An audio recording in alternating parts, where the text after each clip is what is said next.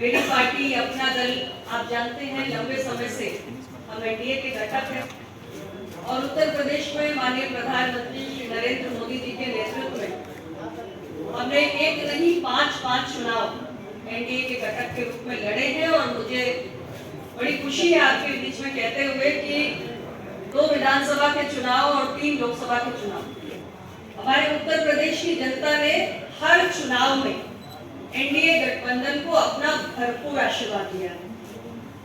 और आज मैं यहाँ पर आप सबके बीच बिहार की धरती पर पटना में मैं अपने एनडीए के साथी दलों के जितने भी प्रत्याशी हैं उनके समर्थन में आई।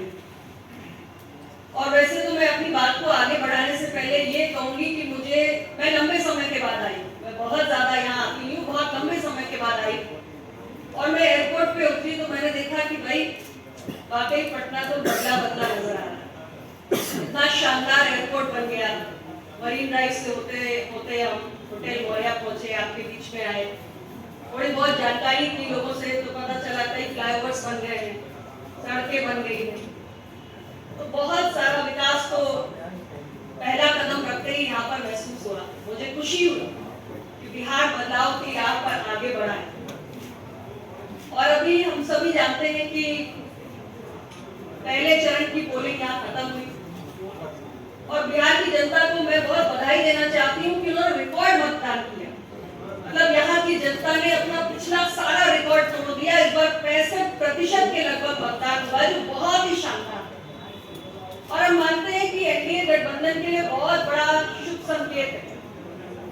ये हमारी एनडीए गठबंधन की जो सरकार यहाँ माननीय मुख्यमंत्री श्री नीतीश कुमार जी के नेतृत्व में चली, जिसका हमारी माननीय प्रधानमंत्री जी के नेतृत्व वाली केंद्र सरकार का लगातार सहयोग रहा और डबल इंजन की सरकार ने जिस गति से यहाँ पर काम किया, तो ये जो बिहार का मतदाता बहुत जागरूक मतदाता है और बड़ी संख्या में जो फर्स्ट फेज की पोलिंग में बिहार के मतदाता बड़ी लाइनों में हमें दिखे और 65% मतदान हुआ। इसलिए हमें पूरा भरोसा है कि इस बार फिर 14 नवंबर को जब नतीजे आएंगे तो बिहार का जागरूक मतदाता यहाँ पर एनडीए की 2/3 बहुमत से सरकार बनाने जा रहा है। और ऐसा मैं पूरे विश्वास से इसलिए कह रही हूँ क्योंकि बिहार की जनता जब चुनाव में वोट डालने जाती है तो एक तरफ उसके सामने होता है 90 से 2005 का दौर और दूसरी तरफ होता है माननीय मुख्यमंत्री नीतीश कुमार जी के 20 साल का दौर, हमारी एनडीए सरकार का 20 साल का दौर।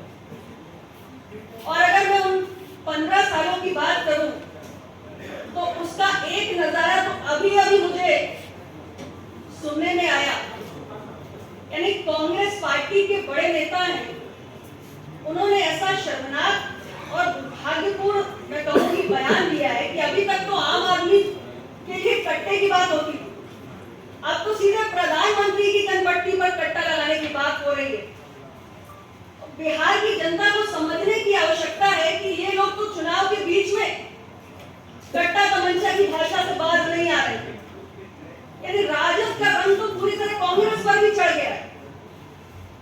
तो याद कीजिए 15 साल पहले जो जंगल राज था, जो गुंडा राज था और बिहार की पहचान जिन चीजों से थी, कट्टा, अपहरण, बलात्कार, हत्या, फिरौती, डकैती, बिहारी कहना लोगों के लिए अपमान की बात होती थी। चारों तरफ घोटालों की गूंज थी।